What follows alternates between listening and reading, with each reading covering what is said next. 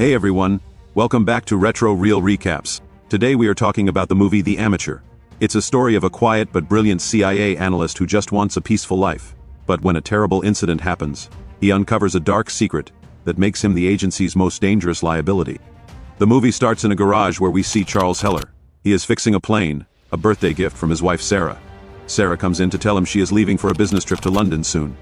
She brings him inside the house, saying he should see her off. Charles makes coffee for Sarah. It is clear that Charles loves his wife very much. Sarah asks him to come with her, but Charles says no because he has a lot of work and is a shy person who prefers to stay home. However, he promises to go with her next time. As Sarah drives away, Charles runs beside her car, waving goodbye, which makes Sarah laugh. Later, Charles arrives at the CIA headquarters. He walks to the decryption and analysis department, passing through security scanners that he actually invented himself. On his way, he meets a CIA field agent called the Bear. The Bear asks Charles to have lunch with him and help him solve some codes. Charles says yes. Finally, Charles starts his work. Suddenly he gets a message from a mysterious contact named Inquiline. This person has sold him secret information for years. This time Inquiline warns that the documents could be dangerous for the CIA.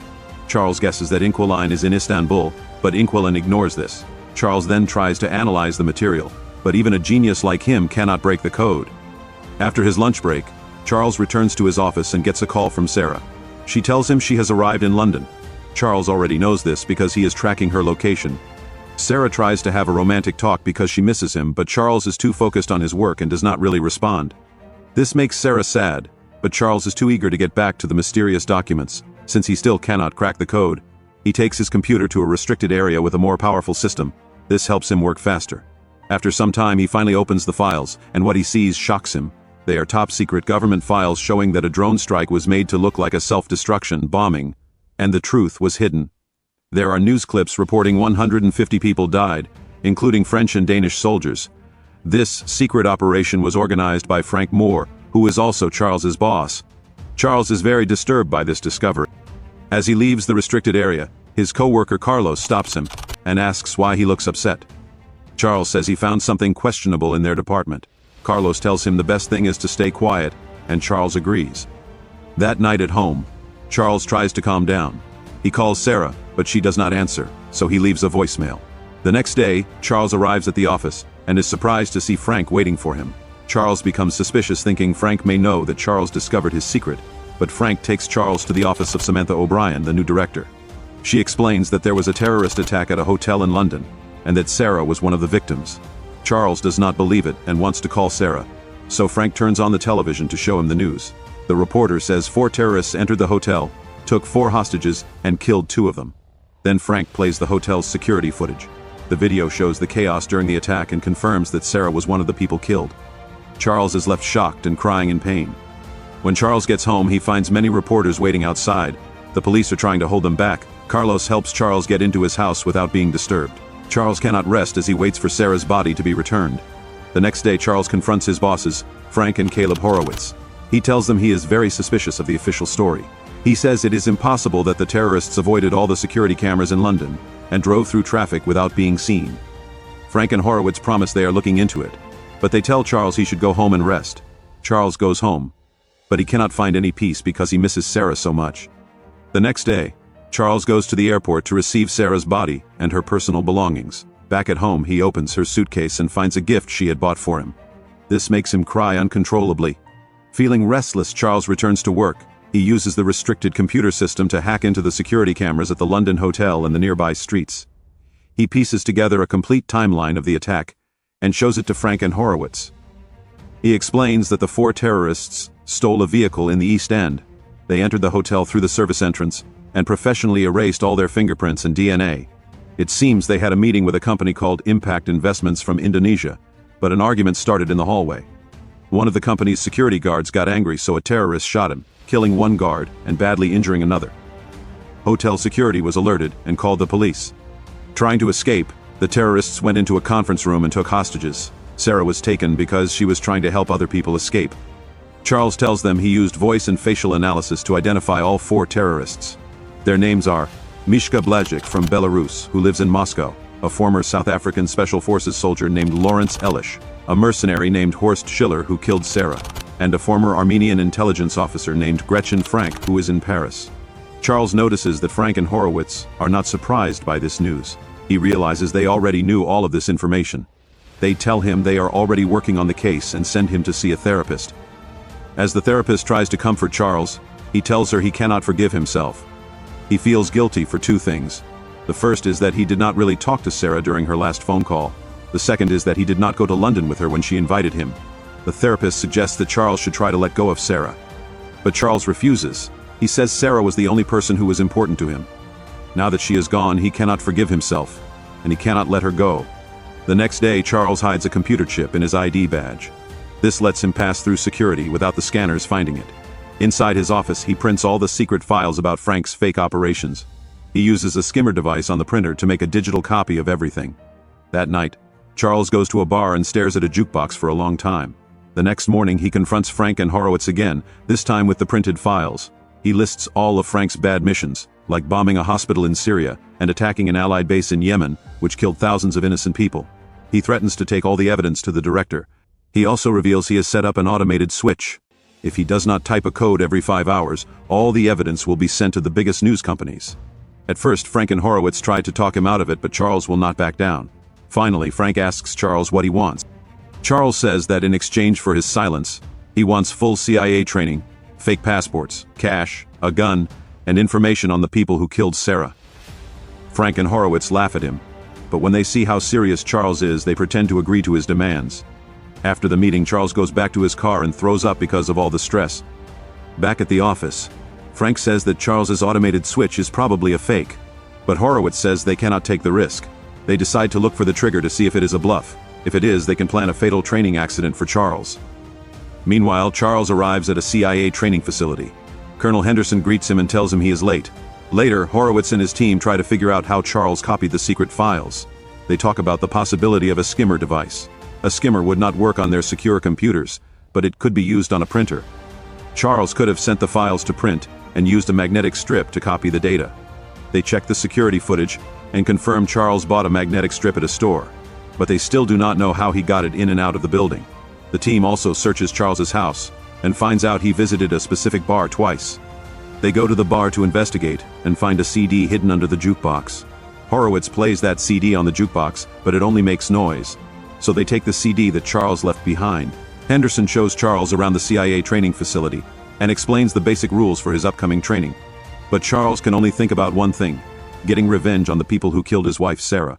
In his room, Charles puts up pictures of all 4 killers. He is determined to find them. The next day, Henderson takes Charles to a shooting range. They begin with target practice, but Charles is not a good shot. Henderson makes him stand very close to the target. Still, he cannot hit the right spot. However, when it is time to build bombs, Charles works very quickly and well, which impresses Henderson. Next, Charles has to memorize a new identity. Henderson harasses him and pushes him around to see if Charles can still remember his new details under pressure. Finally, they get new passports made. That night, Henderson visits Charles in his room. He tells Charles he is not a killer, but Charles says he only wants justice. Then Henderson takes out a gun and gives it to Charles, telling him to aim at his chest. Charles's hands shake too much, and he lowers the gun. At the office, the agents work for hours to decode the information on the CD. They finally discover that Charles was bluffing about the automated switch. They immediately tell their bosses, not knowing that Charles is listening to them. The chip he hid on his badge was actually a listening device that he planted on the files he gave to Frank and Horowitz. Frank quickly calls Henderson and orders him to arrest Charles, but Charles has already run away.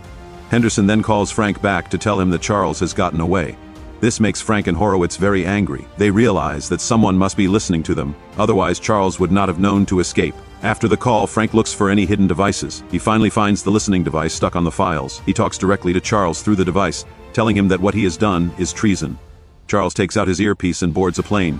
During the flight, Charles remembers a happy time with his late wife Sarah. He recalls how Sarah surprised him with a gift. The gift was a vintage, old plane, because Charles loves to fly old planes.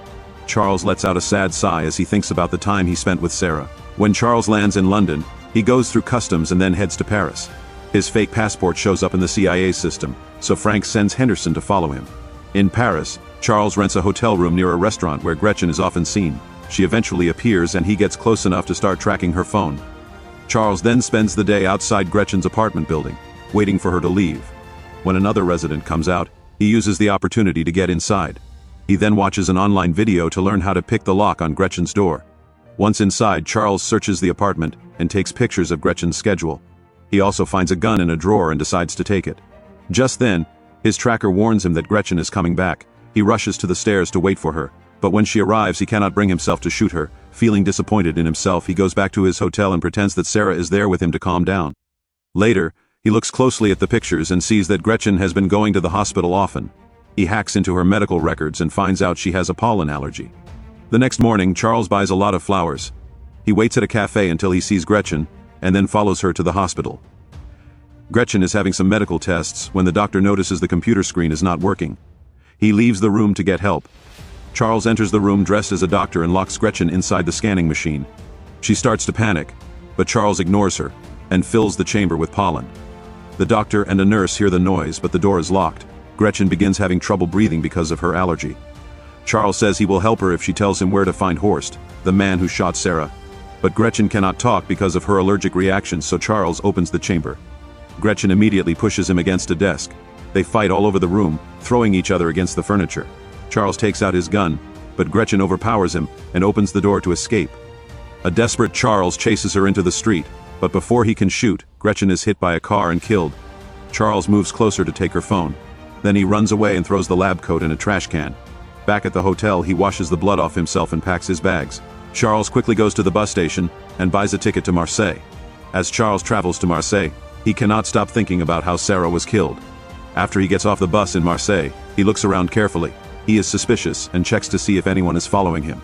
Charles is trying to find a safe place to stay in the city. Soon, the CIA finds out about Gretchen's death.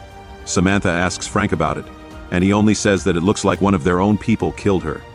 That night, Charles goes to a bar and drinks a lot, trying to forget the guilt he feels over Gretchen's death. He thinks he sees Sarah dancing, but when he looks closer, it is just a woman who looks like her. Then Charles sees Henderson coming toward him and panics. He pushes through the crowd to get out of the bar and runs through the streets until he finds another bar to hide in. Henderson follows him there too, so Charles rushes into the bathroom and locks the door. Unfortunately, there are no windows, so he has no way out. He finally comes out and joins Henderson at the bar. Henderson says he found Charles by tracking Gretchen's phone. He asks Charles to surrender. Charles pretends he is ready to be arrested, but after a short talk, Charles shows a timer on his phone and runs out just before a bomb explodes in the bathroom. This tricks Henderson. Chaos fills the bar, and Henderson loses sight of Charles. The tracker on Gretchen's phone also stops working. The next morning, Charles contacts his mysterious helper, Inquiline, and asks for help. He leaves on a cargo plane to Turkey. In Istanbul, he goes to a restaurant and texts Inquiline. He sees a man's phone ring and tries to approach him, but a woman stops him and tells him to check his own phone. Charles leaves the restaurant, and the woman approaches him again, confirming that she is Inquiline. She already knows about his wife, so she tells him to hide his hat and backpack in a shopping bag. Inquiline wants him to pretend to shop for a while and then meet her at a garage. Later, Charles meets Inquiline and she drives him to her home. During the drive, Inquiline shares her story. She became a hacker 6 years ago after her husband died. He was a CIA asset who worked for Russian intelligence and was the original Inquiline. He taught her everything. The official story is that he fell from a window by accident, but she knows he was murdered. When they reach her home, Inquiline says this is the only place she has lived for more than 3 years. She keeps pet turkeys there because their loud screeching is a natural alarm against intruders. Inquiline admits she is tired of running. She says if the Russians ever come for her, she has a gun to shoot herself. Inquiline tells Charles she will help him find the remaining killers because she understands the pain of losing a spouse. Then they start talking about the case. Inquiline explains that Horst is the leader who hires mercenaries for Frank. Lawrence is an arms dealer, so Inquiline will pretend to be an arms seller to contact him.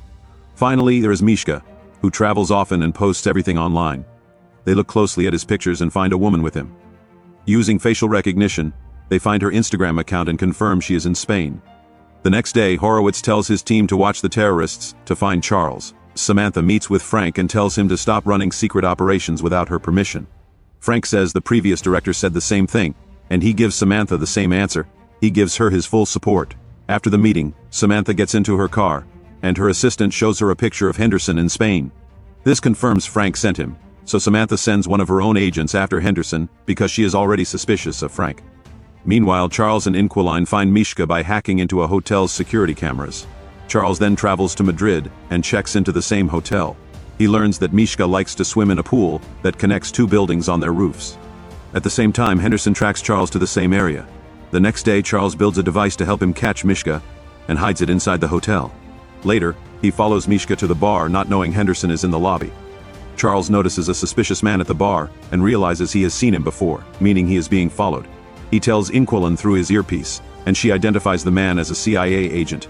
She also sees Henderson on a camera and tells Charles to cancel the plan, but he decides to continue. When Mishka goes to the pool, Charles confronts him. He demands to know where to find Horst and threatens to destroy the pool if Mishka does not talk. Mishka does not believe him and starts to swim away. Charles presses a button, and the glass of the pool begins to crack. A desperate Mishka swims faster, but it is too late. The glass breaks, and he falls to his death as all the water pours into the street below. Inquilin then warns Charles that Henderson and the other agent are getting close and gives him directions to escape. A chase begins, and Henderson almost catches him, but the other agent attacks Henderson at that moment. The two men fight in the laundry room, throwing each other around. Henderson forces the other agent's head into a washing machine. The agent pulls out a gun and shoots Henderson, but Henderson takes the gun and shoots the agent back. Charles watches and thinks about helping, but Inquilin tells him to run away. The next day, Samantha brings Frank to her office and asks about Charles. Frank says Charles is on leave and she lets him go. But Samantha has the footage from the hotel. Meanwhile, Horowitz and his team look at the same footage and realize Charles had help. They check Charles's secret messages and finally find the chats with Inquilin. After a long search, they find the file on the dead agent who was the original Inquilin and guess that his wife must have taken his place. That night, Inquilin asks Charles if he will sleep next to her because she is tired of sleeping alone. Charles thinks for a moment and agrees. Inquilin lies down with Charles and he hugs her. Soon they are woken up by the sound of her turkeys screeching. They check the security cameras and see many agents approaching. Charles and Inquilin quickly escape through a hidden tunnel in the wall. As they get out, Charles sees a drone in the sky. They sneak into another building and keep moving, leaving the neighborhood just before the agents break into the house. The computer is already deleting all the files, so the agents find nothing. After running along the beach, the two reach Inquilin's car, but the drone spots them. Soon, agents chase them and start shooting, even following them in a boat. After a long chase, the agents damage the car so badly that it stops, and Inquilin is badly wounded. Charles has no choice but to push her body into the other seat and take over driving. He keeps going until he finally loses the people chasing him. Later, he leaves the car in a garage and kisses Inquilin goodbye. The next day, Charles contacts Lawrence and pretends to be an arms dealer to set up a meeting. Then Charles buys new electronic equipment and travels to Romania. In an empty building, he records a video of his own face and hacks a security camera feed in Berlin. This makes the CIA think he is in Berlin, so they send their agents there. When Lawrence arrives for the meeting, he finds a ringing phone on a chair. Charles on the phone tells him to look inside a box. Lawrence opens it and finds bombs inside. Charles says the bombs will explode if Lawrence moves. When Lawrence sees a picture of Sarah in the box, Charles appears behind him. He asks for Horst's location and promises to turn off the bombs if Lawrence talks. Lawrence says Horst works in Russian waters and usually picks up deliveries at a port in the Baltic Sea. Charles asks how to contact Horst. Lawrence says he only gets messages through secret codes from Horst's men. He says all the numbers and names are on his phone, and he throws it on the ground. Charles picks up the phone and leaves. Soon after, he hears the bombs explode, killing Lawrence. The CIA later learns about Lawrence's death in Romania and realizes they were tricked by the fake video. Later, in a Russian hotel, Charles imagines Sarah is with him. He opens the gift she gave him. It is a puzzle. He solves it quickly and finds a sweet message from his wife inside. In the morning, he goes to the port and sees a suspicious vehicle. He sends a secret code to Horst's men and sees a man near the suspicious car check his phone. Charles follows the man and takes pictures of his boat before leaving. He becomes suspicious that someone has noticed him. He quickly leaves the area and hides in a cafeteria. But he is surprised when the CIA agent the Bear finds him. The Bear sits with him and assures Charles he is there on his own, only to protect him. He tries to convince Charles to stop and go home, but Charles tells him he cannot go back because Sarah is not there. The Bear understands Charles's pain and decides to leave him alone. He warns Charles to be careful before going. After that, Charles buys some tools and returns to his hotel. He finds the shipping company that the boat belongs to by searching its registration number online. He also studies the sea routes that Horst probably uses. The next morning, Charles goes to the boat, but someone hits him from behind, knocking him out. He drops Sarah's puzzle. He is taken to a yacht where he finally meets Horst. Horst found the bomb that Charles had hidden earlier. Horst has noticed that Charles killed the other men indirectly and thinks Charles cannot kill someone face to face. He hands Charles a gun and tells him to shoot. Charles cannot do it and puts the gun down. Suddenly, the yacht starts turning in the wrong direction and the crew panics. Charles reveals that he has taken control of the yacht because it uses special software. Since he had once created security protocols for a yacht, It was easy for him to hack it and reroute it towards Finland. Soon, the Finnish Navy and Interpol surround the yacht and arrest Horst and all his men. Sometime later, Samantha holds a press conference. She announces that they have arrested all the corrupt agents who were using the CIA for illegal activities. Charles is approached by Henderson, who tells him he is proud of what Charles has done. After visiting Sarah's grave, Charles goes home and finally takes the plane she gave him for a flight. And that is the end of the story. If you like this video, please give it a thumbs up, share it with your friends, and subscribe to the channel. See you next time.